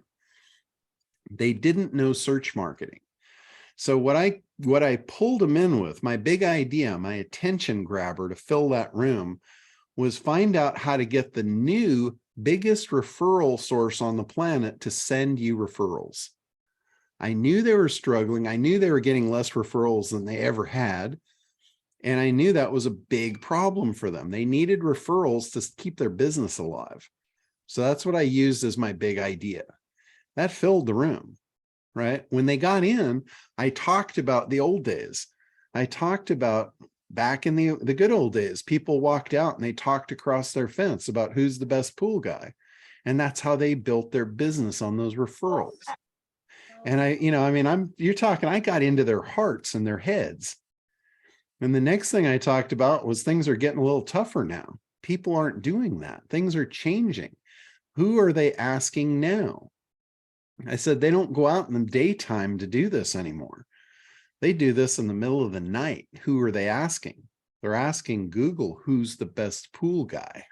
Yeah, and the referrals aren't accurate or truthful. Yeah, but anyway, that got their attention of, oh my God, that's where my referrals went. If I'm going to survive, this guy knows how I'm going to do it. So I sold them SEO services, how I would get them to the top of Google and get those referrals coming their way. And I would walk out the back door with a stack of orders every time I did that. Right? So I'm on stage, middle of March, I think it was 2020. And I see all these security guards coming in the back of the room, right? They're all coming in the back of the room. Turn that off. So, and I'm thinking, oh shit, this doesn't look good. Somebody's going to jail here. Hopefully it's not me. I'm like, what did I do? And the woman that had hired me to do this, she came up on stage and she said, you got to wrap it up. They're about to evacuate the building. And I'm like, and I was supposed to speak 2 days in a row, right? So I told everybody, I said, oh, I go, we got to wrap this up. So I said, and it sounds to me like I'm not coming back tomorrow. So if any of you want this, you better sign up now. So I took advantage of a sense of urgency and got even more orders. But that day they closed the Long Beach Convention Center. And on my way home, I had to go to Home Depot. I stopped off at Home Depot and I saw a friend of mine who's the general manager of Knott's Berry Farm. And he's in Home Depot. And I'm like, dude, what are you doing here in the middle of the day? And he's like, we closed the park. And he said, Disney closed. And I'm like, oh shit, this is not good. So the first thing I did was I went to the most affluent part of Newport Beach, which is the high rent district. I went into a Vaughn's and no chaos. Shelves were loaded. And I got everything I was going to need for a year. And if you went outside that area, you went into any part of Huntington Beach, it was chaos. People were knocking each other over. The shelves were bare. It was like, and that, for me, again, that's common sense. It's planned strategy. Get away from the chaos. Go to the safe ground. And from that day forward, I knew, I'm like, there is massive opportunity here. Where is it? And it was nobody was doing presentations. So it was a wide open game. I taught people how to do affiliate marketing to fill in the gap of the money they lost. I taught karate studios how to give lessons online. I taught chiropractors how to show people how to do self-adjustments to get them through the time until they could come back in the offices. I showed them how to bridge the gap and how to make money in a black hole that didn't exist for them the day before. Right? It's taking advantage of what's in front of you. There's going to be lots of opportunities. And as a small entrepreneur, a small business owner, you're going to be nimble enough to make those changes on a dime. With this thing called the internet and this thing called Zoom, you can create value in seconds that people will buy. Literally in seconds. And it's all going to happen between your ears. It's not going to happen outside there. Nobody's going to come tell you what to do. You don't have a boss. You don't have somebody thinking for you. As business owners, we need to be aware of what's going on around us. We need to look at opportunity. We need to be able to evaluate opportunity in seconds, not in 18 months. Don't start a business based on a guess or a hunch. Don't take 18 months to fail. Take 5 minutes. Does it make sense? Does it meet the criteria? Should I do this? Is this a good idea? You can answer that question in 5 minutes. It'll save you a lot of time, a lot of money, and a lot of heartache. So again, One last I don't know how I question. got back to that rave again or that rant. You talked earlier about our avatars and their core values. So Mhm. my last question is, can AI give us the information that's needed to figure out what our avatar's core values are? Would you trust them? The machine? I'll give you a multiple answer for that. And the answer is yes and no. Yeah. The answer is no if you don't know what questions to ask it. It's not just going to tell you. If you ask it intelligent questions, it will tell you anything you want to know. It's amazing what it will give you. So the answer really is yes, if you know how to prompt it. Okay. It has Good to know. it has all the data you can possibly imagine. Okay. It's crazy how rich that is in data. And just knowing what to Hey, ask, John, if you just knowing what to ask will give you the right answers. Thank you. So, okay, Helene. Yeah, John, at the beginning of this talk, you said you would teach us how to generate leads on Facebook. And I'm dying to hear what you have to say. Okay, so let me hit Leslie and Judy, and then we'll go into that. I think it was my rants that got me off track here. So Leslie, go ahead. I love your rants. I love the information you're putting out. They're really contemplative. Oh, if I could just add a quick note, you're talking about age and time. Yes. I heard a mathematical equation on how to explain that. If you live to be 100 years old and you're 10, you put 10 over 100, that's 10, it's 1/10. But if you're 90, you put 90 over 100, it's 9/10. It's a bigger number. That's how that person was explaining time and age. Anyway, I'm not sure if this is an appropriate question, but I'll go for it. I was listening to Sue Brooks talk about her clients that she thought were her avatars. And she said they're like middle-aged women. And it turns out it was like a younger man or something. And yes. Just expand on that, what you... Yeah, I basically, what she did was she was guessing. And when I asked her, I said, where did you get that information? And she said, well, I just figure that's what it is. And I said, well, let's not do that. Let's verify that. So I made her go back to the drawing board and I made her go back and do some research. And I think she used Facebook Insights to actually look at what the audience looked like. And she found out it was predominantly male and predominantly younger. You know, it was much younger than she thought. So again, I compressed the time and the failure for her down to minutes, and instead of her creating a business and taking 18 months to do that failure. Will you be able to show us where to go for Facebook Insights? Yeah, there's actually a lesson in the ACT program that talks about that. Okay. And it's all in the analysis piece. All right, Judy, was that it, Leslie? Thank you. Yes, thank you very much. Great job, John. So Judy. Hi. Hi. First, where is the ACT? Where is this? Like you just mentioned, you could go there. Yeah, if you go into the group, if you're on Alignable, if you join through Alignable, you go into the Internet Dominators group, and on the right-hand side, there's a resources tab, or actually it's just a header. And then under there, there's a bunch of links. And one of the links is to download the whole program. That's a big zip file. It's got all the video files in it, the workbook, all the stuff is in that zip file. Okay, thank you. So my question is, because it's amazing you're talking about this again. So yesterday I was shown what Thrive does, and it kind of does, I guess it's SEO, I don't know. It helps you, they help me get out to like over 70 different sites and all this kind of stuff. And my question to you is, do you think this is worth it or a good idea to do?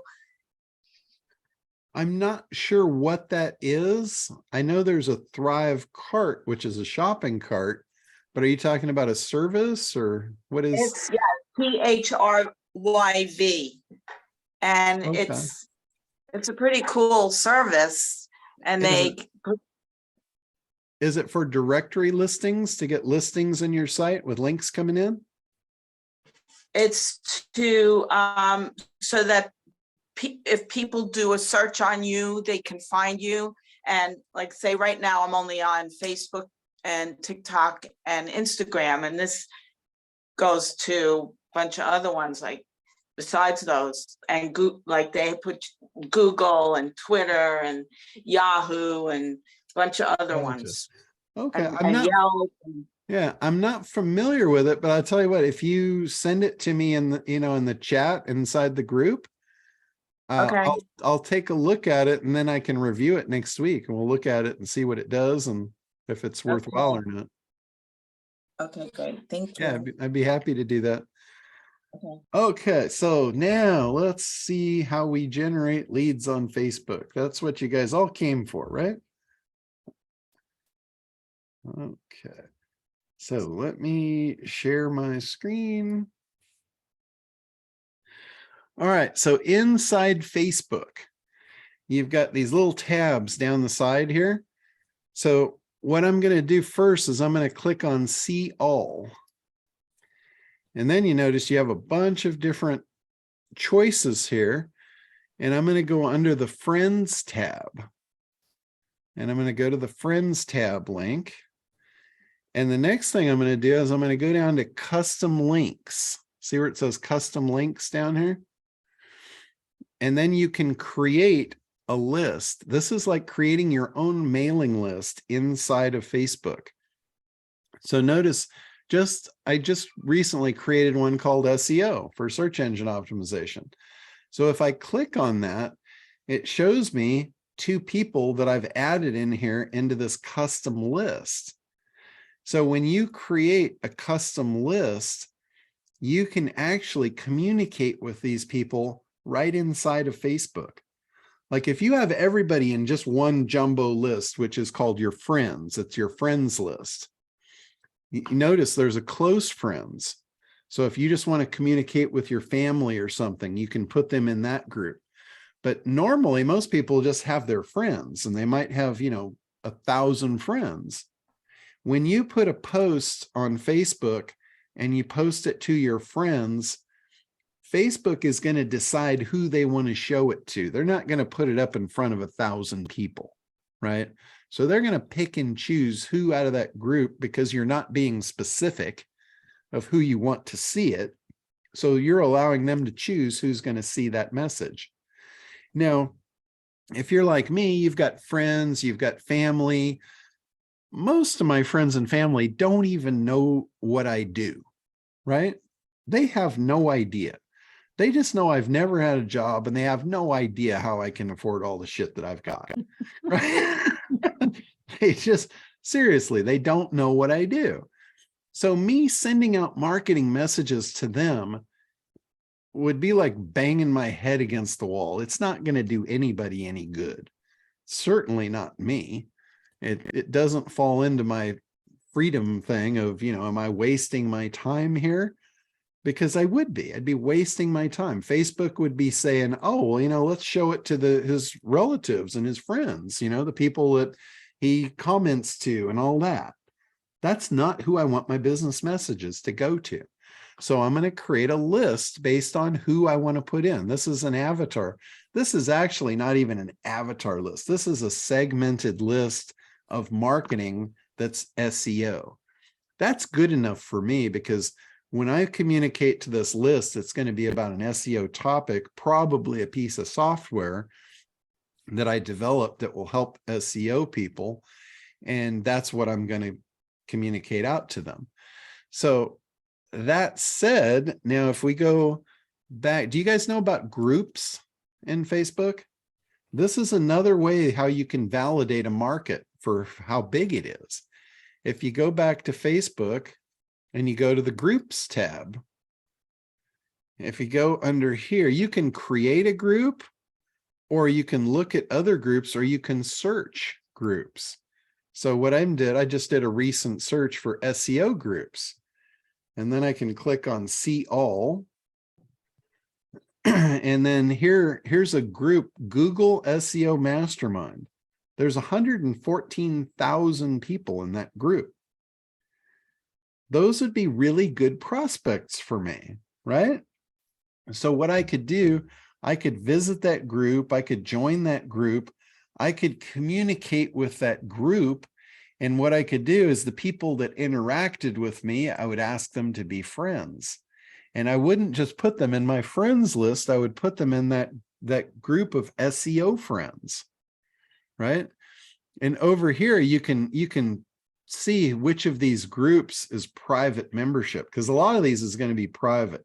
Like I know this one, for instance, I think I'm part of this group because of a software piece that I bought.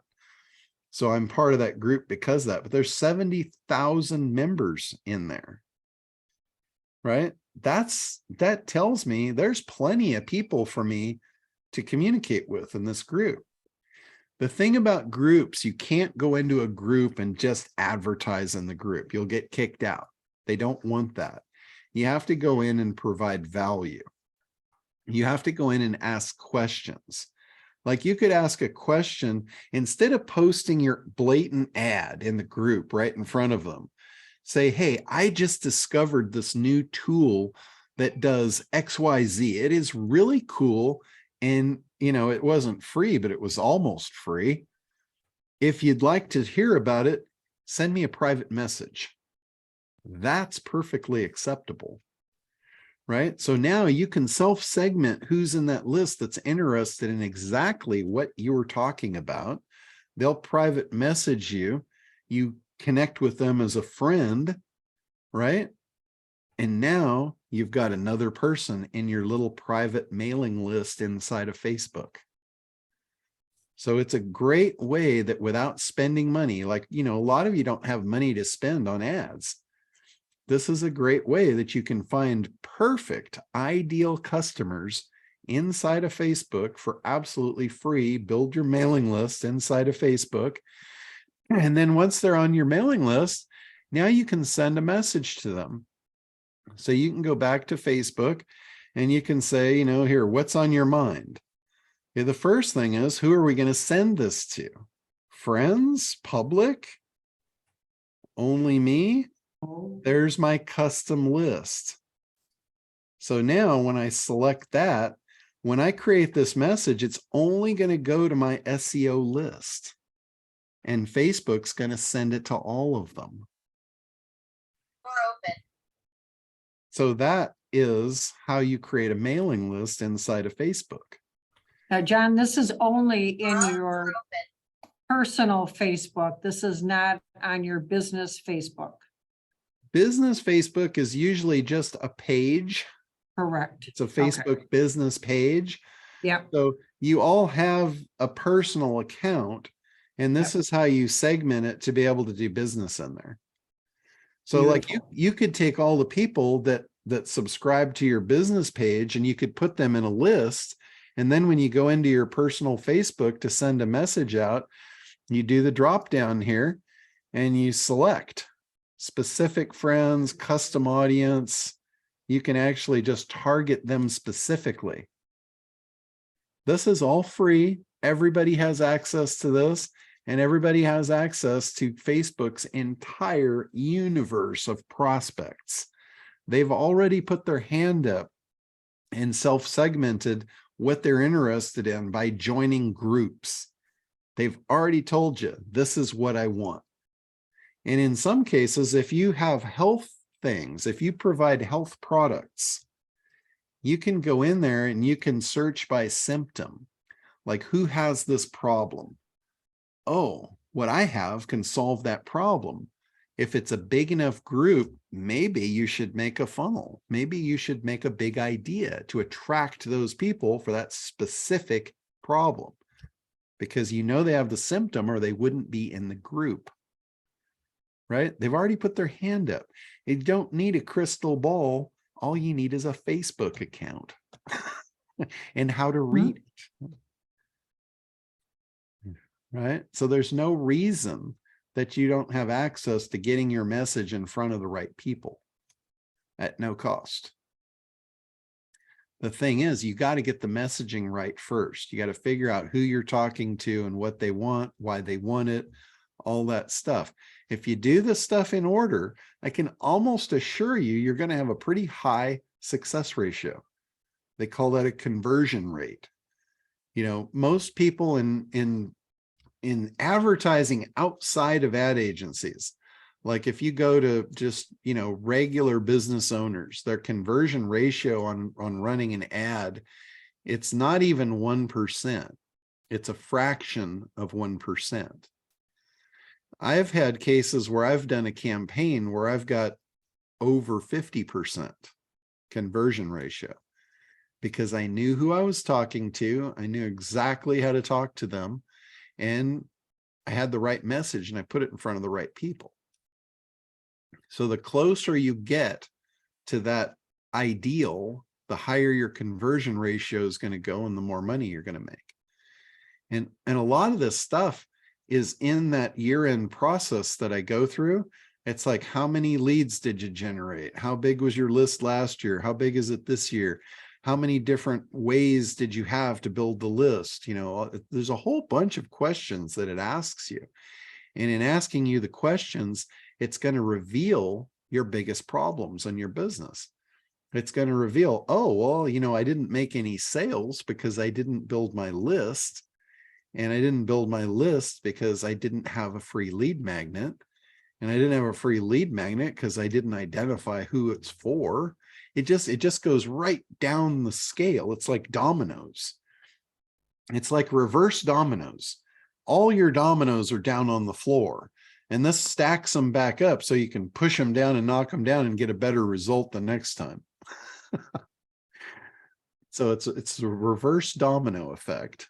It shows you all your dominoes that are already knocked down, and you look at the result. You know, if all the dominoes are down on the floor in front of you and you didn't get the result you wanted, you get to try again. You know, for me, it's every year. I start that up at the end of every year. And like I said, you should probably do that quarterly. I'm just far too lazy for that. I put it out to the end of the year. So any of you guys that have been with me for a long time, you know my resistance to working. I'll put things off as long as possible, but you could We get. prefer to call that efficiency, John. Yeah. But I just think if you did it more often, you'd get better results. Yeah. Is this thing that you're talking about also on where you said the other thing? Yeah, it's called year-end process. And there's a worksheet with it to actually fill out. And then there's a video where I walk you through what each thing means, so you know how to fill it out. So it's a really cool process. I've been doing it for probably with the group. I've been doing it with the group probably the last 5 or 6 years. Before, I always did it. I just did it intuitively. I didn't have a worksheet. I'd just sit down in my jacuzzi, you know, at the end of the year and close my eyes and just, you know, roll it all through my head and go, oh shit, I know what I missed. I know what I need to do next. And for this, I just put it down in a worksheet for you guys. These are the questions I'm asking myself. Where is that worksheet? It's in the Act manual. Yeah. It's in there, and it's in the archive. If you go to the video archive too, it's also in there. We did it. It was the last week of last year. So it's the last call that we did in December. That would be the one. So, all right. Any other questions? Woody, you got your... How long does it take to make $1 million? How long does it take to make $1 million? Is that your question? It depends on what you're selling and how effective you are at selling it. Where you can get the answer to that is in the freedom formula, which is the very first lesson of ACT. The freedom formula, it goes through, it's a process. Again, it's a process that I used to do without thinking about it. I didn't write it down. I just did it in my head. Anytime I wanted something, I would do this. And it goes something like this. It's like in the freedom formula in ACT, I did it as a lifestyle of, you think about the lifestyle that you want. Like what kind of house? If I said money was not an object and you could have anything you wanted and don't worry about how much it costs, what does your life now look like? Where do you live? What kind of house do you live in? What kind of car do you drive? How many times a week do you go to the day spa? How many vacations do you want? Do you want an in-house masseuse? Do you want a chef? Do you want a housekeeper? All the stuff. It doesn't matter what it is, just add it up and give it a monthly fee. What would that lifestyle cost you to live it?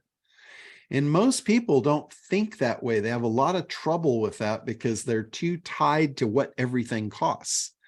And I tell them, I go, stop it. Just stop that. We're dreaming now. Tell me what your ideal life really looks like and what you think it would cost. That's the number I'm looking for. And when you get that number, a lot of times you're shocked. You're like, oh my God, that's not doable. That's impossible. And then the next step of the exercise is, okay, we take that number and we plug it into the worksheet. This is how much your life costs every month.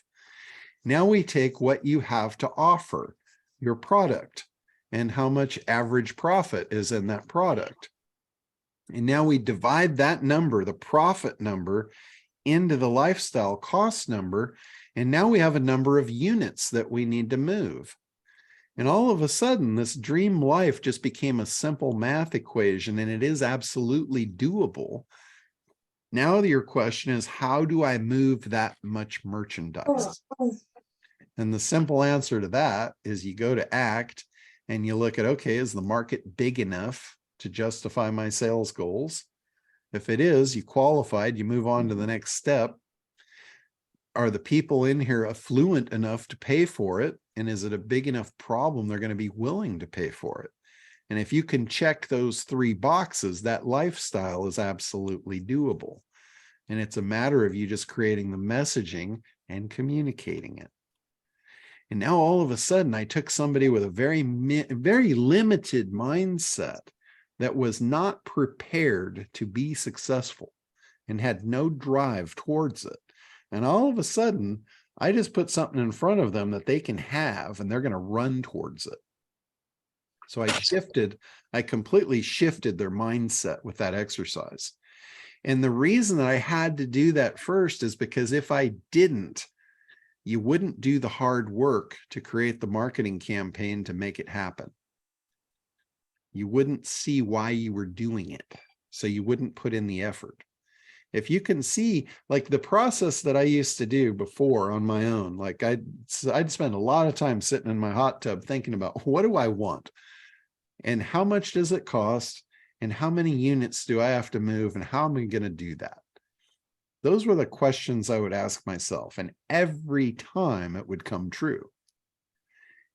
I didn't ask questions like, why should I not do this? I didn't ask questions like, what's going to prevent me from doing this? I didn't care. I don't give a rat's ass about what could possibly spring up. All I want to know is how many units I have to move and how am I going to move them? Because I want that thing that I'm thinking about. Doesn't matter if it's a car, a boat, a house, a rental. It doesn't matter. It's just how many units do I have to move to make it happen? And how am I going to do that? And I always go to that process. I'm going to first eliminate the failure. I'm going to take the failure down into 5 minutes. And I'm going to say, okay, if I can't do it that way, what's my next option? And I just move to the next market. Will this one work? Will that one work? And eventually, if you ask your brain these questions, it's going to go to work to find the answer for you. If you ask it what's going to get in your way, it's going to go to work doing that. That's unproductive. That's self-destruction. When you be very careful what you ask your internal computer, because it's going to make your worst nightmare come true. Or it'll make your dreams come true, and you get to decide which one it's going to be. So, Russell, you just ended that rant. Congratulations. I gotta bring you back to reality here. Do it. Bring me back. Put my feet back on the ground. Okay, so I liked your talk there with the Facebook and how to get free leads through Facebook, since it's the biggest lead pool on the planet. So yeah, my you know, question- I've never talked about that. No, you haven't. That's new, and I've been with you for over 10 years now. So I knew it was possible. I just didn't know how to do it until a couple of days ago. Somebody asked me about it, and I'm like, yeah, you can do that. And they said, how? And I'm like, well, I don't know. Come on the call and I'll tell you. So I went in and I figured it out, and it was pretty easy. okay. So let me ask you this. If what you're doing is you're reaching out to people in a group, and then you're getting a response back from them, and then you're adding them to a custom Facebook list, correct? Yes. And how is that different or better than just saying, getting that person's lead and sending them to a lead page and getting their actual email and putting them on a list? Well, you absolutely want to do that. That's step 2. It's just the first step. It's like anything else when you're talking about you're building a relationship here. You can't ask for the marriage proposal before you've done some dating, right? It's out of sequence. So you have to take it one step at a time, and the less you ask for, the more successful you'll be in each step. Okay, so you say you have a new SEO tool that's almost free. You then what? You then send them a link to it, or how do you get their email? Well, the first thing that's going to happen is they're going to private message me. Right. They're by doing that, now we're automatically connected as friends, right? So then I can add them. I can change them from my friends group. I can put them on that list. So at this point, I can respond back to them in the private message. Here's the website where you can check it out. When they go to the website's going to offer them a free lead magnet showing them how it works. It's going to capture their email address and get their name. And then it's going to put them in a follow-up sequence that's going to show them the benefits of the product, create demand and desire, eliminate objections, and make them an offer. Okay. If they don't, or even if they do, let's say they purchase the product, everything's great, right? That's not the end of the game. They're on my SEO list now. 6 months from now, that list is going to be way bigger than it is today. And then I'm going to have a new product for them. So now, instead of going to the other group where they're not my friends and I'm just trying to prospect, I can go to my hot leads list that I created, my list in Facebook, and I can send a message right out directly to those friends. And now I can advertise directly on Facebook to them. I'm not under the scrutiny of a group. This is my own private list. I can do anything I want with. I can go in and I can say, hey guys, I'm killing it. I'm kicking butt with this thing. I recommend you purchase it. Here's the buy link. And at that point, they might trust you enough to not even have to go through a funnel. They might just buy the damn thing. Or you can go in there and you can say, hey, my friend just released this. It's a great product. I have an affiliate link if you want to check it out. Boom, here's the affiliate link. Now you're making money and you don't even have to build the product because you have the list. If you don't have the list, you don't have that opportunity. You can't go into the group and say, hey guys, my friend just created this cool thing. Here's my affiliate link. And you do that one time and you'll be banned. If you build your own list, you can do that all day long because you own the list. Okay. So Thanks for filling in the blanks for me there. I got it. Yeah. Sometimes I do that. I jump steps and I intuitively think that everybody's going to know that. But so thank you for asking me to fill in the blanks. Sometimes I don't know they're blank. You forgot that last step there. All right, thank you, John. All right, Lily. Unmute there. There you go. Hey, John, thank you. Yeah. I might have missed this if someone else asked, because I had to step away for a couple seconds, but the ChatGPT, Yes. it's currently unavailable, right? At capacity. Have you ran Okay. into that issue?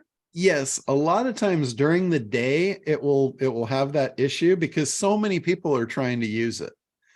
And it's a free thing. When they opened it, I think I don't know if it was the first day, but certainly within the first week, they had over 1 million people sign up for it. So it's just, they can only allow so many users at a time. And what I have found, if I go in there like after dinner or in the middle of the night, even better, it's usually open, no problem. But if you're trying to access it during the day, heavy load, you get that message that says, it's unavailable, or it'll give you like a poem saying why it's unavailable or something cutesy. Yeah. It's very, which is kind of cool, on their part that they do that. yep, very clever. But yeah, any other like techniques or tips that you have discovered about ChatGPT that you can share? The biggest thing is in the questions that you ask it. And know that when you're asking it questions, it's in a chat. So if you're asking it something that's new, that's unrelated to what you were just talking about, create a new chat window. So each chat window is specific to the topic. And what's happening every time you ask it a question, it's digging deeper and it's getting more in-depth information to give you. Like it's just like people. If you ask someone a basic generic question, they're going to give you a basic generic superficial answer.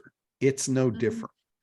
If you ask it a very in-depth intuitive question, it's going to give you a very in-depth intuitive answer.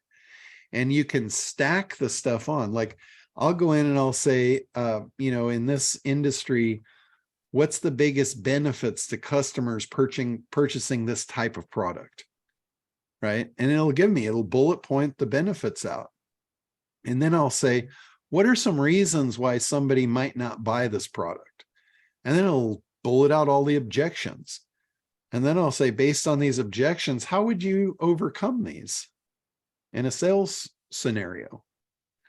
What would you tell someone about this to try and change their mind? And now it's going to give me the answers to all of that. And then I might go back and I'd say, what is the most lucrative market or region of the country that this type of product sells in? And now it's going to go do that research and it's going to give me that data. And then I'll say, of these people in this region, what are the slang terms that they use related to this industry? What's their secret language, basically, is what I'm asking it. And then I'll say, based on all of this, write me an article for my website that has this outcome, that would create curiosity, make them want to know more, and actually opt into a free thing that I'm giving away. And it'll write that for you. And it's amazing. Marvelous. And then I'll say, based on that, could you write the free thing that I'm going to give them? Of the biggest information that they're going to want to know? Could you write that book for me? And then it'll write the book for you. And then you can say, after they read this book, I'm going to try and sell them this product. Could you write me a sales page for that? And write it as though they're a third grader. And use the common slang and add a little humor on the end of it. And now I'm humanizing it. So it's just an intuitive thought process. And it's basically, it's all the questions that a copywriter would ask you. Okay. It's all the stuff that you're going to need to tell a copywriter if you want good copy. It's always about ask the right question and you will get the right answer. Hey, John. Yeah. The other day I asked ChatGPT where to learn about prompt engineering, and it gave me like 3 free classes. Oh, awesome. It was funny. I have the biggest trouble. We go to a lot of birthday parties and events where Barb loves cards. So she'll go get a card and she'll want me to write something in the card every time. I'm like, oh my God, you're killing me. That's going to take brain power. I don't want to expend on a card, right? I have better use for my brain power. And every time it just kills me when she does that. But what I did, I went to ChatGPT and I said, can you write me a greeting card for a 90-year-old guy that's having a birthday party? He's our neighbor. He's a jolly old dude. He's a lot of fun, but he's a little bit of a perv. He tells dirty jokes. And I swear this thing spit out the most perfect card for him. I couldn't believe it. I didn't edit it one bit. I printed it out, handed it to Barb. She folded it up, put it in the card, and thought it was incredible. So next time I'm going to tell her I wrote it.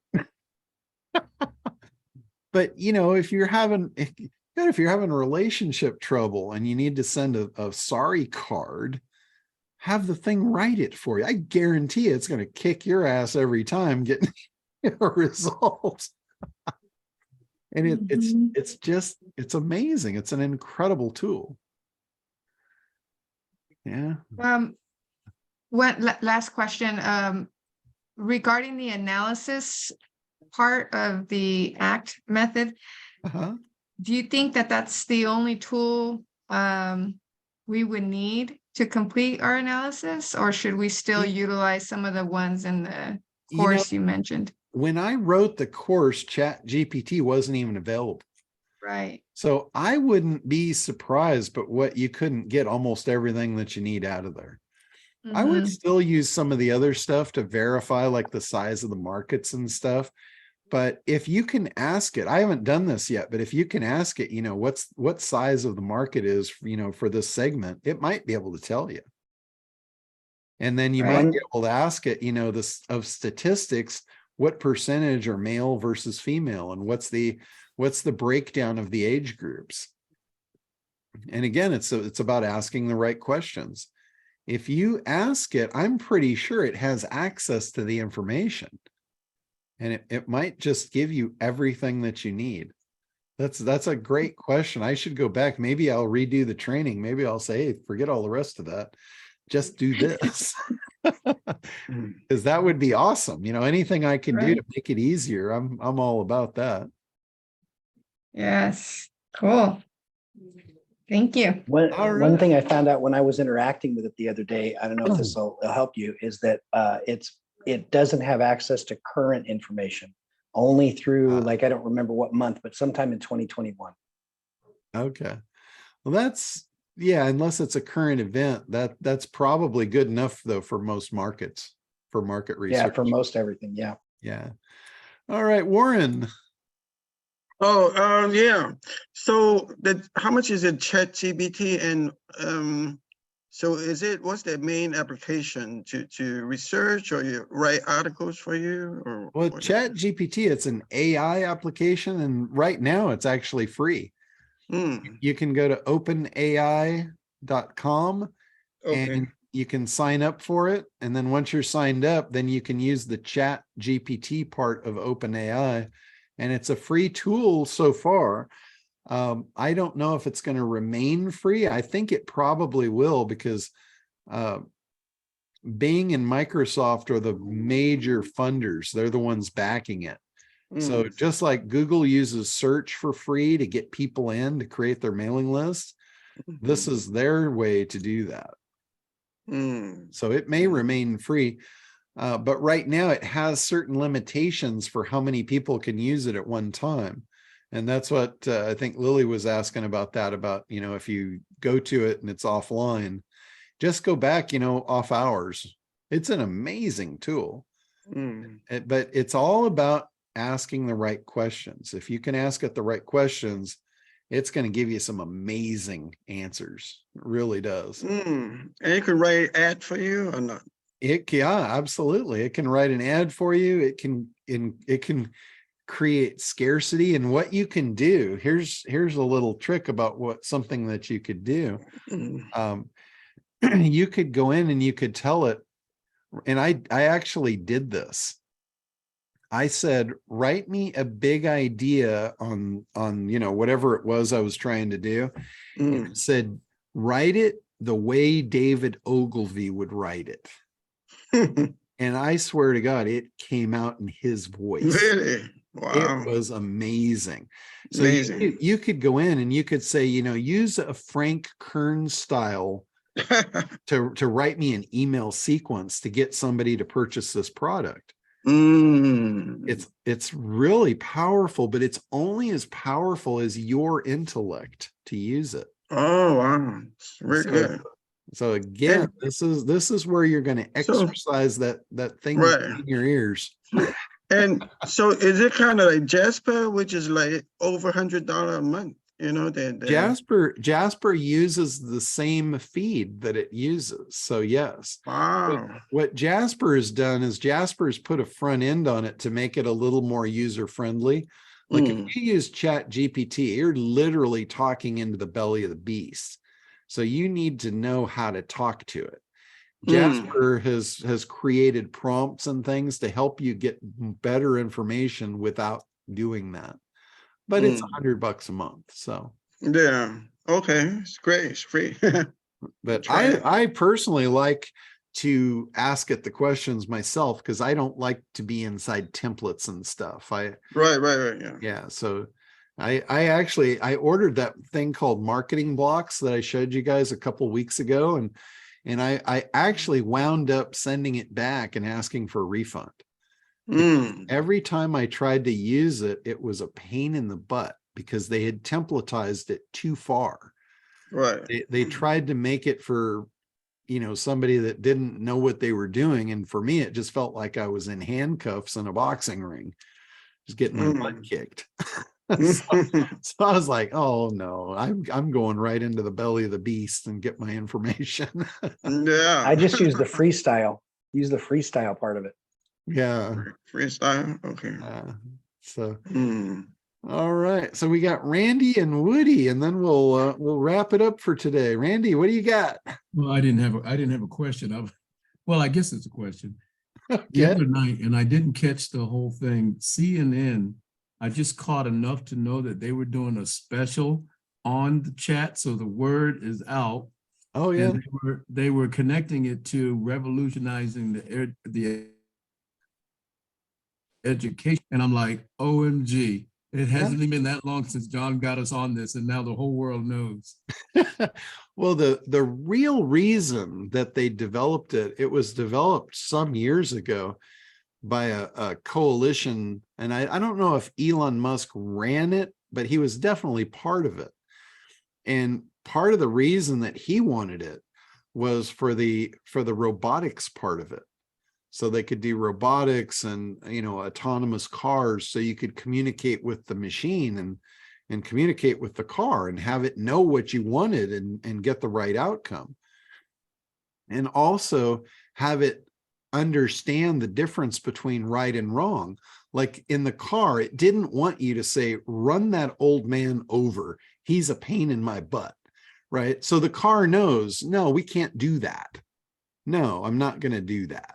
Right? It's intelligent enough to know what's right and wrong. So there was an incredible amount of effort and programming into this thing. And Elon got out of it, I think it was like 2019. I don't know the date, but I think it was 2019. He exited the program and he told the people that continued it that you guys need to be very careful with this thing. Yeah, that makes sense. He said this thing is not to be taken lightly. And he exited the program, and that's when Microsoft came in and they put $1 billion into it to try and commercialize it. And they've done a hell of a job.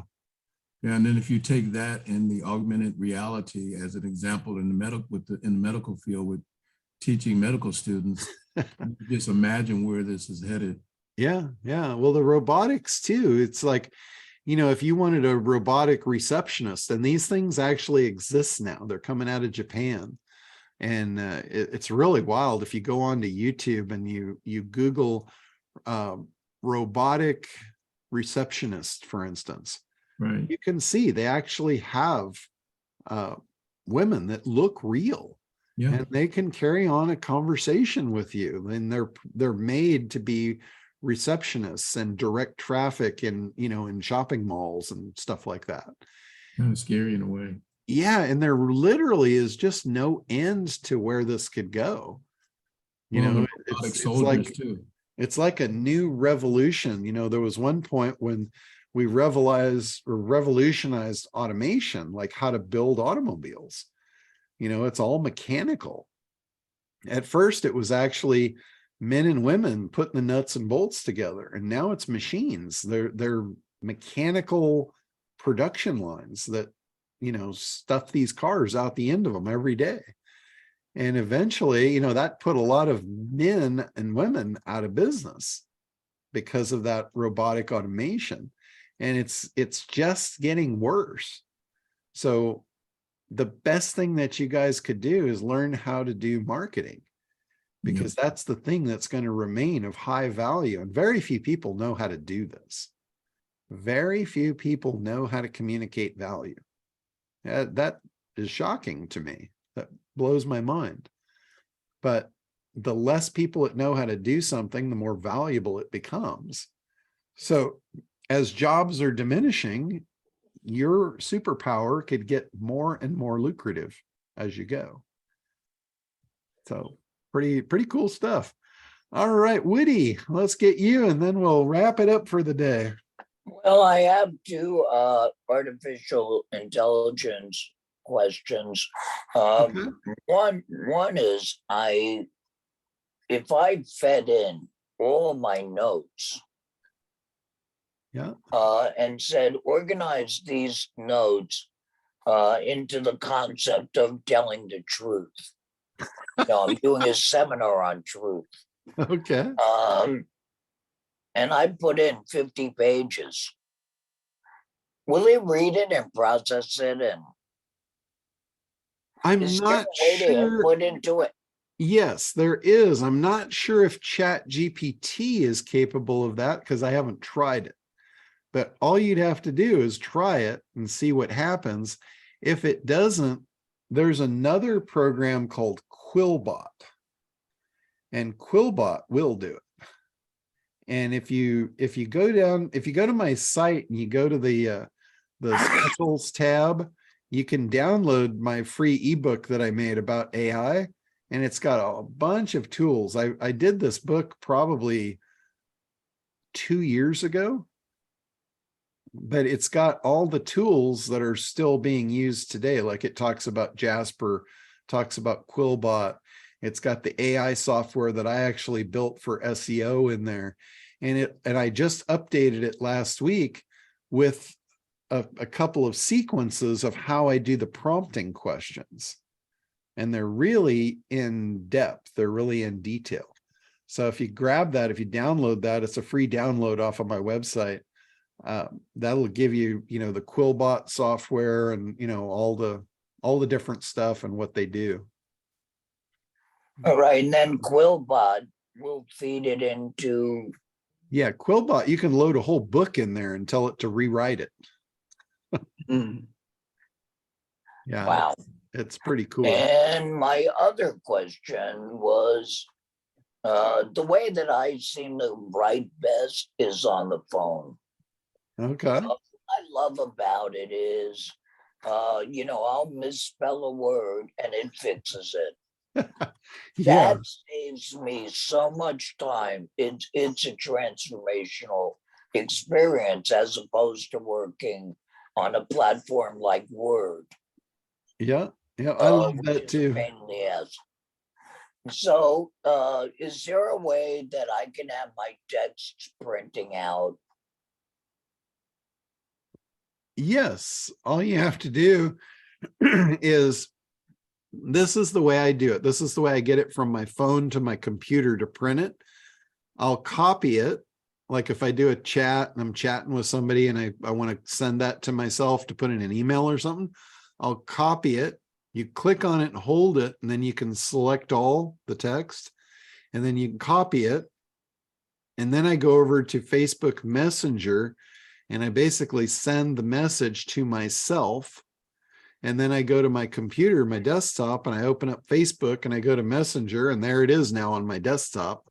So now I can copy it and I can put it into an email, or I can put it into a Word document. I can print it off on my printer. So that's how I get it from my phone to my computer. There might be easier ways, but that one certainly works. Okay, great. Got it. Thank you. Yeah, absolutely. All right, Warren, I think you had quick question. Yeah. John, I don't know if you heard of, I heard of something like, on Facebook, but it's paid, is a software.